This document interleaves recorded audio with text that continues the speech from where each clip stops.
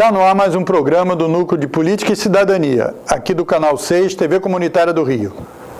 O nosso site, onde você pode assistir a nossa programação online, igual ao Canal 6 da NET, é no www.tvcomunitariatudojunto.rio, está aí na sua tela.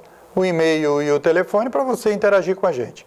Hoje nós vamos debater qual o legado da Revolução de 30. E para isso nós trouxemos um jornalista que é um pouco especialista nessa era Vargas, e Beto Almeida. Beto Almeida é diretor da TV Comunitária de Brasília, ele é o diretor no Brasil da Telesur e é um jornalista super conhecido e experiente. Beto já é um nosso habitué aqui, porque é o nosso parceiro aqui da TV Comunitária do Rio e está sempre trazendo as suas contribuições, as suas potentes avaliações sobre a realidade política e histórica. Beto, para a gente abrir aqui o debate, qual o legado que você considera assim, mais importante da Revolução de 30, que agora em outubro está fazendo 89 anos? Bom, muito obrigado pelo convite, Moisés, é um prazer essa parceria aqui entre as nossas duas emissoras. Eu diria que o principal legado da Revolução de 30 é de ter transformado o Brasil em uma fazenda e um Brasil industrial. Ou seja, é quase tudo. Fundou o Brasil. Então, quando se fala que Getúlio construiu o Brasil, não estamos fazendo uma... Foi o grande construtor do Brasil. E o que veio depois dele, na medida em que se sintonizava com ele, era uma continuidade, como Juscelino Kubitschek, até um determinado momento da ditadura militar, especialmente com Geisel, aplicava. Geisel era um getulista, né, na juventude, ele era tenentista, ele participou da Revolução de 30, ele foi interventor e ele aplicava medidas destatizantes no seu governo, enfrentando o imperialismo. Aí já era um segmento que era tenentista, mas mais conservador do ponto de vista da democracia. Porque as condições se alteraram. Em 64, o nacionalismo entrou em crise. Então você tinha nacionalista dos vários lados. Sobrou para todo mundo, né? Mas mesmo dentro do getulismo, que trouxe Vargas ao poder, ao Palácio do Catete, né? Ele veio apoiado, por exemplo, por uma massa armada. A Revolução de 30 foi uma revolução, ela não foi uma revolução socialista, mas ela foi uma revolução. Ela se apoiava numa aliança cívico-militar. Não foi o Chaves que inventou isso, Getúlio, lá atrás. E à medida em que foram chegando de trem, esse comboio, esse exército de Getúlio Vargas se aproximando do Rio, em cada estação tinha que parar, porque o povo ovacionava, o povo parava o trem para apoiar. Então, quer dizer, a Revolução teve um forte caráter de apoio popular. Segundo, no primeiro dia de posse, o Getúlio já cria aquilo que seria a sua marca, o Ministério do Trabalho e o Ministério da Educação. Agora, a Revolução de 30... ela não é uma expressão também de contradições objetivas da sociedade, sociais que exigiam, na realidade, uma mudança? Ou só de pessoas que, com compreensão de vários socialistas, inclusive, né, que compreensão da realidade social, lutavam por mudanças e tal? Como é que você analisa isso? Ela representava o esgotamento de um momento da vida política nacional, chamado de República Velha, porque o Brasil ele se livra da escravidão, mas ele não se livra do legado da escravidão. Ele se livrou formalmente. Aquela massa imensa de escravos se manteve até 1930, só a partir de então é que passou a ter direitos. Os direitos do trabalho, direito de férias que não existia, o direito de voto para as mulheres, isso vem com Getúlio Vargas, né? Quer dizer, quem fez a grande inclusão social? Getúlio Vargas. A carteira era uma arma, né, que o cara mostrava, né? Carteira assinada. E ontem, para meu desgosto, eu ouvi o Fernando Haddad dizendo, juntamente com o Jair Bolsonaro, que ele não acha importante a carteira assinada. Fernando Haddad. Que foi a marca do Getúlio Lima, a carteira azulzinha, os direitos, né? Direito de férias, você acaba de se aposentar. O direito à aposentadoria não existia antes de 1930. Então, o legado da Revolução de 30 é, por um lado, o legado da industrialização. Por outro lado, o legado dos direitos. Direito de aposentadoria, direito de férias, jornada de trabalho, descanso semanal, né? Licença maternidade não existia no Brasil. Salário mínimo não existia. Direito de sindicalização não existia, direito de greve não existia. Tudo isso veio com a Revolução de 30. Agora, essa Revolução de 30, ela não era uma revolução socialista, como a gente já... Por isso que eu acho que era importante você falar isso, porque às vezes alguns segmentos, né, que tem hoje uma consciência determinada, o socialista mesmo se assume como comunista ou Sim. coisa do vale, pegar essa lente e ir para um momento histórico totalmente diferente e querer aplicar. Ah, não, mas o Getúlio não era um operário. Claro que não. Claro que não, mas qual era a contradição que precisaria de ser resolvida ali? Ele conseguiu conduzir a... Inclusive, ele teria chamado o Prestes para conduzir. Ele chamou o Prestes para ser o chefe militar da Revolução de 30 e o Prestes inicialmente aceitou, depois procurado pelos stalinistas em Buenos Aires, ele foi demovido de aceitar. Né? Ele foi comprar armas. Getúlio deu dinheiro ao Prestes para comprar armas.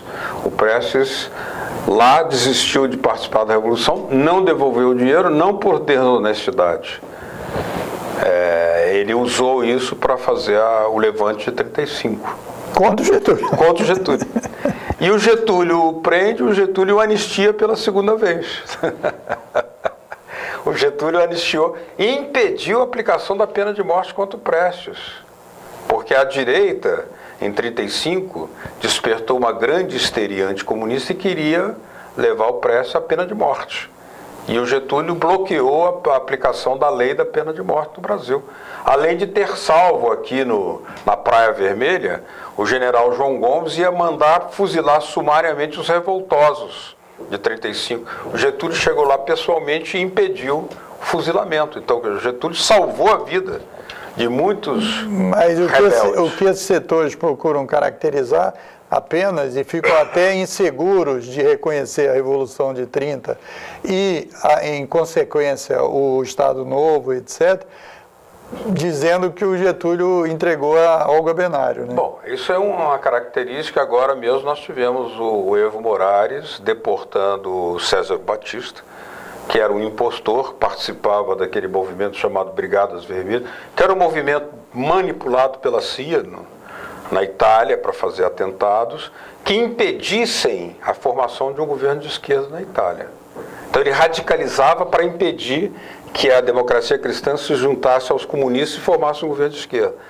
E aí veio aqui para o Brasil, foi tido como um herói. Chegou na Bolívia, o Evo Morales despachou ele para a Itália, não teve dúvida.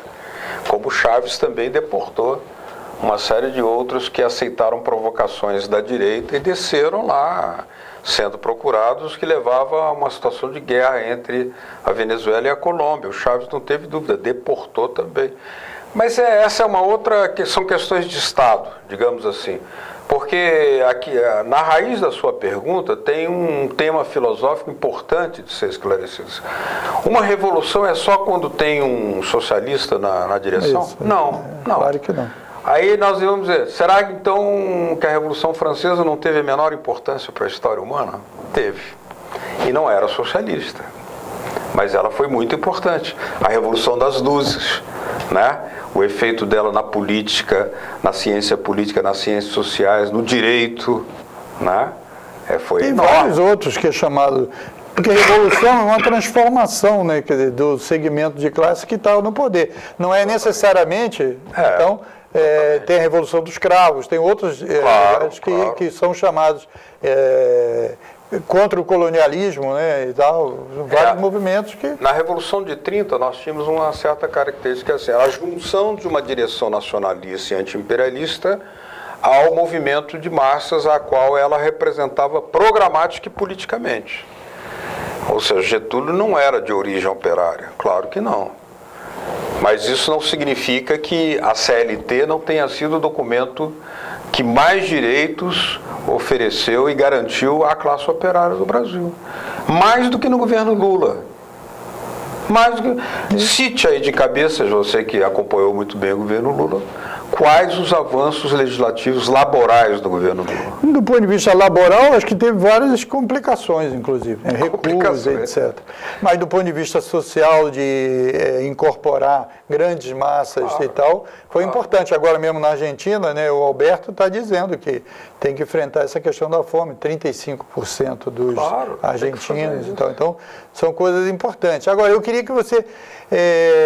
então, você caracterizou que como o principal legado é exatamente transformar o Brasil de uma fazenda num país que chegou a ser quase a quinta potência do mundo. Quase a quinta potência econômica do mundo, segundo estudos feitos do Marcos Postman. E só não avançou mais exatamente porque foi interrompido, certo? E que nós vamos certamente mais à frente ter que recuperar e tal. Agora, o que você diria do ponto de vista, por exemplo, da industrialização e da capacitação do país exatamente dentro disso para ser esse país que não é mais uma fazenda? Olha, o Getúlio tinha certeza da necessidade prioritária da industrialização. Prioritária. E para isso ele atacou principalmente as bases energéticas. Você não faz indústria sem energia. As bases da mineração, estatizando-as, criou a Companhia Vale do Rio Doce e a Siderurgia Nacional, a Companhia de Volta Redonda. E controlar todas as riquezas do subsolo, né? Se tornou a maior mineradora do mundo. Maior mineradora do mundo, que foi privatizada a preços negativos pelo aquele senhor, o único brasileiro que assinou o Consenso de Washington, chamado Fernando Henrique Cardoso. Praticamente um agente externo no Brasil. Agora, nós temos esse pilar, né? Ele era juntado com, assim, o Getúlio criou o setor elétrico estatal, o setor de petróleo estatal, o setor de siderurgia estatal, o setor de mineração estatal, né? E o setor também agropecuário, digamos assim, dando a base para aquilo que mais tarde viria a ser a Embrapa, né? Mas foi o Getúlio quem criou o Estatuto da Lavoura Canavieira. E aí, a partir daí, nasce o Instituto Brasileiro do Álcool, o Instituto Brasileiro do Café. Então, isso na parte da economia. Agora, se você analisar na parte da cultura, o Getúlio começa, por exemplo, criando o Instituto Nacional de Música, o Ministério da Educação, o Instituto Nacional de Cinema Educativo, botou lá o Roquete Pinto e o Humberto Mauro, são os dois pais do cinema brasileiro, botou o Vila Lobos no Instituto Nacional de Música. Grande Vila Lobos. Legalizou a capoeira. Legalizou a capoeira, tal como o Mao Tse Tung legalizou com aí sim uma revolução socialista, legalizou a acupuntura, que era proibida na China, né? Então, há paralelos, há uma pergunta que pode surgir muitas vezes, mas se não era socialista, por que veio aquela revolução socialista lá e aqui não? Porque o peso da classe operária na América Latina, em geral, especificamente, não era um peso muito determinante para ele ser transformado em partido político majoritário. Então, isso exigia sempre uma aliança com os nacionalistas. E o não entendimento disso levou o Partido Comunista no Brasil e na Argentina... A classe operária era muito residual. Muito reduzida. Se nós íamos construir a indústria, porque exatamente... Muito reduzida. Nem tínhamos sindicatos até então. Quer dizer, aquela experiência obrigava a uma tática, que é a aliança com o nacionalismo revolucionário. E o nacionalismo revolucionário fez a aliança com a classe operária, concedendo a ela parte do programa histórico da classe operária, como os direitos sociais, a estatização das ferrovias, da energia. E isso tudo, a Revolução de 17 na Rússia, contribuiu não só para o Brasil e para os pensamentos, os pensadores no mundo todo, né? Agora, eu queria que você resgatasse aí o papel, por exemplo, da importância do trabalho do Getúlio e de tudo que ele representava e tal, também influente em outros países. Por exemplo, Roosevelt, Sim. certo? Quer dizer, então, como isso teve uma repercussão, inclusive, mundial, né? Porque naquela época, ali, quando vai se aproximando a situação pré-guerra, o Getúlio começa a ter conflitos com a Alemanha. Todos os países do mundo tinham relações com a Alemanha, inclusive o Brasil, mas não só o Brasil. Só que a Alemanha era um centro industrial muito importante, que era de grande comunicação com o mundo inteiro. Porém, o Roosevelt tinha um acordo com o Getúlio que era não só econômico, como era o acordo do Brasil com a Alemanha. Era um acordo econômico e político. E quando Albert Einstein denunciou que a Alemanha se preparava para fazer a bomba atômica, o Roosevelt procura e estabelece com o Getúlio uma aliança para o fornecimento de materiais minerais estratégicos atômicos para o projeto Manhattan, fabricação da bomba nos Estados Unidos. Como parte disso, Getúlio, muito habilmente, muito inteligente, exigia em contrapartida investimentos estatais norte-americanos para fundar a Companhia de Volta Redonda. Aí o Roosevelt pediu a construção das bases militares do Nordeste. O Getúlio disse, ok, mas você tem que botar dinheiro em Volta Redonda. E aí ele construiu as bases do Nordeste para a guerra, as tropas norte-americanas passavam, Norte, né? E no final da guerra, os americanos queriam continuar com a base.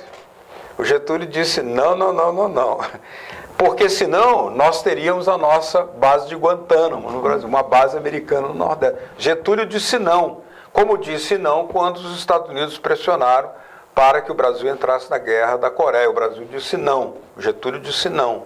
Né? Como mais tarde Lula também disse não, não quis entrar na guerra do Iraque, fez muito bem, muito corretamente, né? Mas está pagando um preço caro por essas negativas ao Império.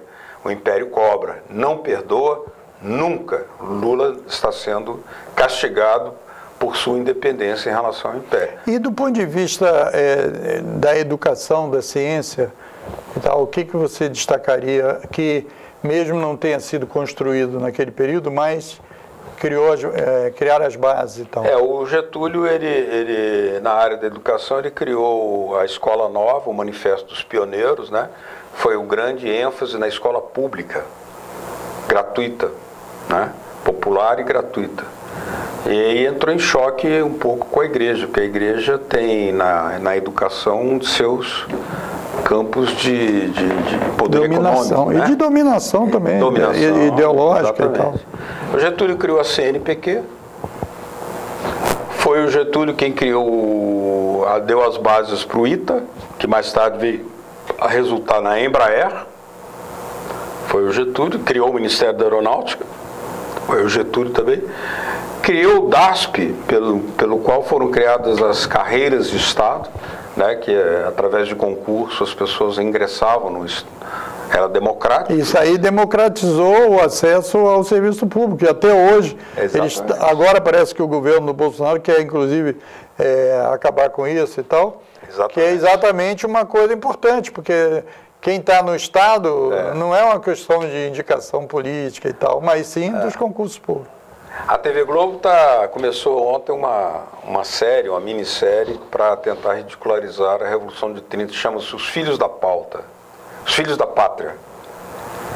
E ridiculariza Getúlio de todo jeito, porque Getúlio incomoda esse setor da elite ainda hoje, tanto é que eles se sentem na obrigação de tentar continuar destruindo a imagem do Getúlio, que foi um presidente enormemente popular.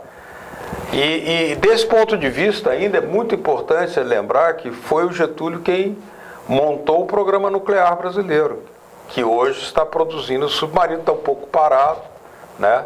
Com a eleição do Bolsonaro. O Bolsonaro, ao invés de ser um nacionalista a favor da defesa brasileira, ele lentificou a construção do submarino nuclear, está dificultando muito. Mas foi criado por Getúlio Vargas, lá atrás. Agora, Beto, vamos caminhar... É Petrobras, né? Isso. Ciência e tecnologia, Petrobras. Claro. Foi a grande criação do Getúlio Vargas. Isso, e já no segundo governo dele, isso se desenvolveu de forma... Agora, na luta política com os setores progressistas e democráticos e tal, tem uma faixa ali por cara fala assim, o Getúlio, tudo bem e tal, é legal, mas o Estado Novo, etc. Tal. O que você estudou e já levantou sobre uma explicação para necessidade naquele momento, o enfrentamento que a Revolução, através do governo implantado, que não era um governo de esquerda, mas era um governo de uma composição ampla, que incluía setores conservadores, que teve que enfrentar reações armadas contra ele e tal. Então, como é que você falaria sobre isso para tranquilizar um pouco o coração de muitos... Não, o Estado Novo foi um regime autoritário, não resta a menor dúvida, mas ele não aconteceu só no Brasil. O mundo estava entrando na guerra, estava em alta, em ascensão, o fascismo, o nazifascismo. Muitos países tiveram a sua institucionalidade negada, anulada.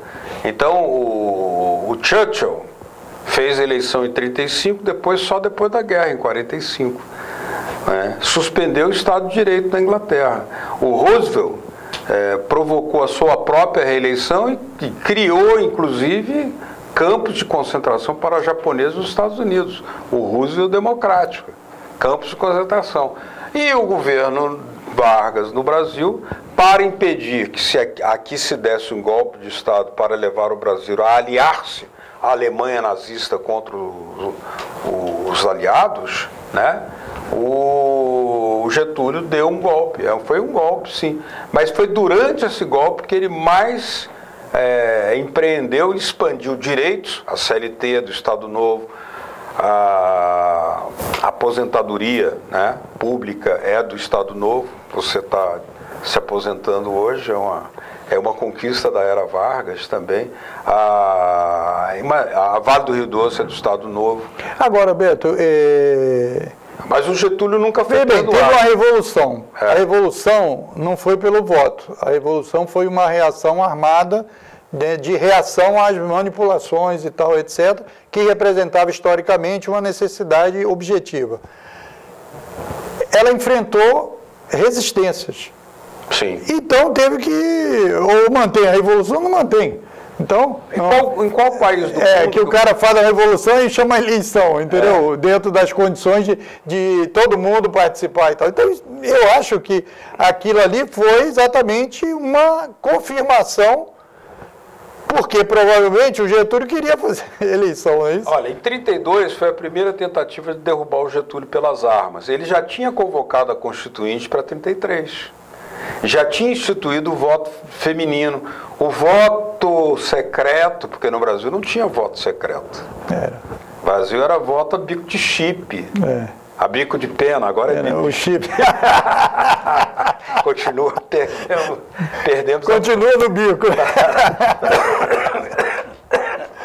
Então, quer dizer, toda revolução, Moisés, normalmente ela não é pelo voto, não é?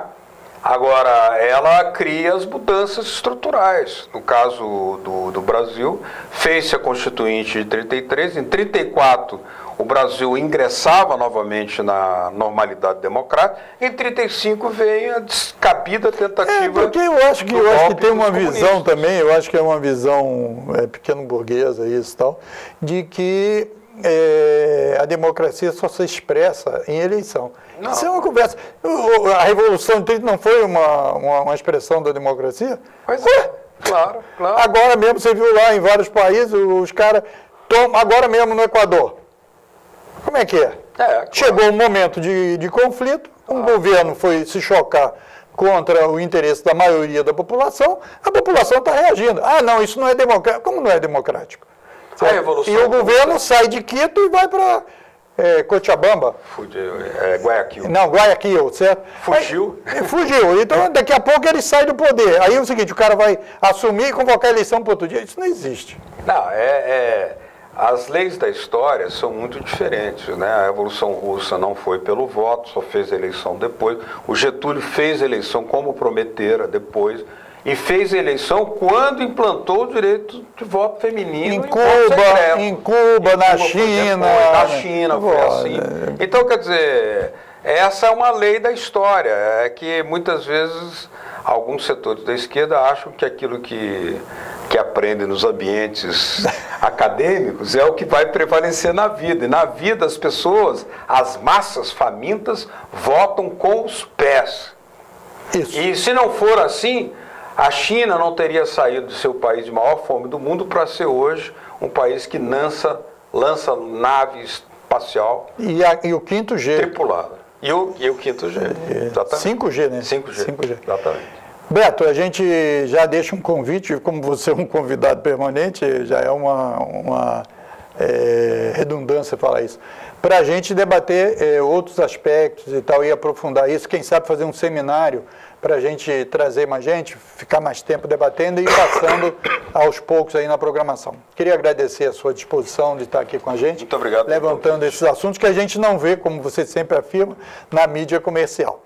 E queria agradecer a você a paciência e a audiência aqui de mais um programa do Núcleo de Política e Cidadania, aqui do Canal 6, TV Comunitária do Rio. Segue aí o nosso portal para você acompanhar nossa programação no seu celular Android ou no site www.tvcomunitariatudojunto.rio. E o e-mail e o celular e o telefone da TV para você interagir com a gente, dar a sua opinião sobre esse debate, por exemplo, e outros aspectos da nossa programação. Até um próximo programa da TV Comunitária do Rio.